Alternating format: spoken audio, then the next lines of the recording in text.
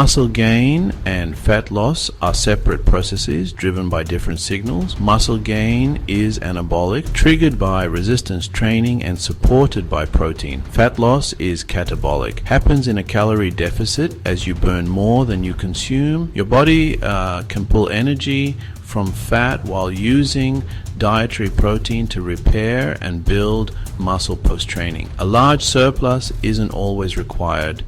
The energy cost of MPS is relatively small and can be covered by stored fat if training is strong and protein is sufficient.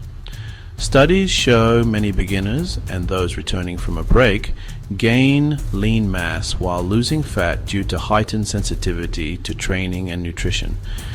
Consistency in both training and nutrition turns this physiology into real results. Training history, body fat, and genetics shape your rate of change.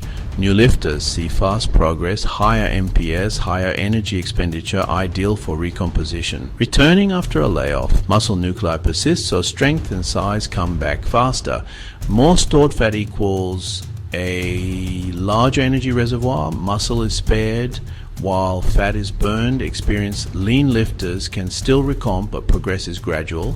Aim near maintenance, push progressive overload, be meticulous with nutrition, discipline over drama, expect subtle, steady improvements, and commit to the long game. Recomposition runs on precision. Avoid big deficits or large surpluses. Start at maintenance or a modest 10 to 15% deficit, enough to tap fat stores without crushing performance. If maintenance is 2500 kd, aim 2125, 2250. You should feel energized for training, not depleted. Advanced lever calorie cycling, slightly above on training days, slightly below on rest days.